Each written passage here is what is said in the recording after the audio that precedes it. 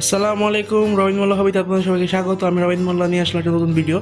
বন্ধুরা, আজকে হ্যামিস্টার নিয়ে ভিডিও বানাবো। হ্যামিস্টার এগুলো আমি পালতে আনছি। তো তার আগে একটু হ্যামিস্টার সম্পর্কে আপনাদের একটু ধারণা দিই। এগুলো অনেক চঞ্চল, একটু ধারণা দিই, তারপরে আমি এগুলো নিয়ে কথা বলবো। প্রকৃতিতে সাধারণত 25 ধরনের হ্যামিস্টার পাওয়া গেল। আমাদের আমরা 5 ধরনের হ্যামিস্টার কেনা বেচা বা বিট করে থাকি। বা এটা ফ্রেন্ডলি, এটা কামড় দেয় না, বা হালকা কামড় দিলেও হালকা, বা অত হিংস্র না।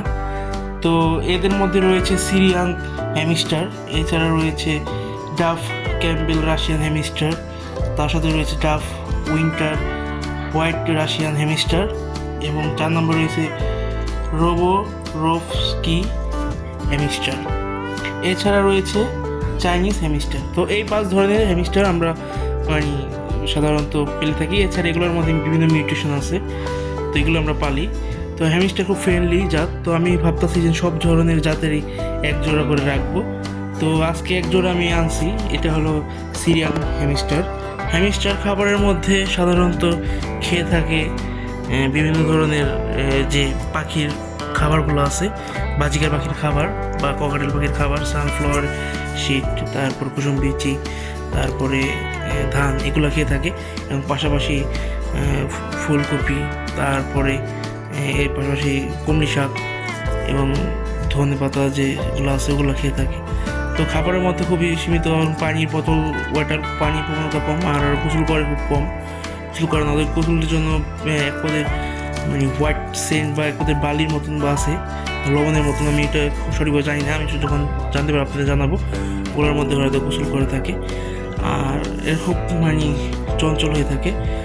আর এটা পালাটা খুব সহজ, তবে ওয়েদারটা ঠিক না রাখতে পারলে বা তাপমাত্রা ঠিক না রাখতে পারলে সমস্যা হয়। যেগুলো ইসির মধ্যে পালা যায়। তো সামনে কাল পরশু হয়তো আরেক জোড়া আসবে, সেটা হলো রাশিয়ান ডাফ যেটা আছে, ওই ডগ ওই হ্যামস্টারটা আসবে।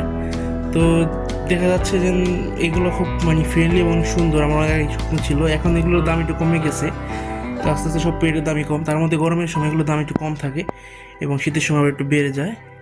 তো এগুলো একটু শীত প্রবণত প্রাণী, কিন্তু তারপরও গরম মতো টিকতে পারে না, এরা গরমে স্ট্রোক করে, আর এছাড়া খুব অসুস্থ হয়ে যায়। তো এদের আমি এবার নাম দিয়েছি হলো সাদা সুন্দরী ফ্যামিলি।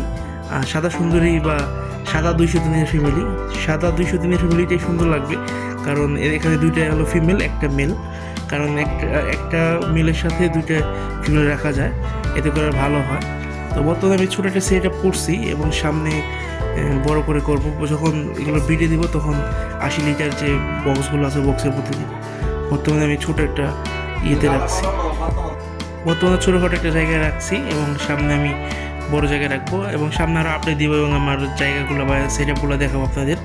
এগুলো অনেক সুন্দর, আশা করি আপনার পাশে থাকবেন। এটা আরও সুন্দর সুন্দর ভিডিও আসবে, এবং এগুলো দেখেন কত কিউট এবং অনেক চঞ্চল। তো বন্ধুরা, আপনারা ভালো থাকবেন এবং পাশে থাকবেন আর নতুন নতুন ভিডিও পাওয়ার জন্য। আজ এতটুকুই।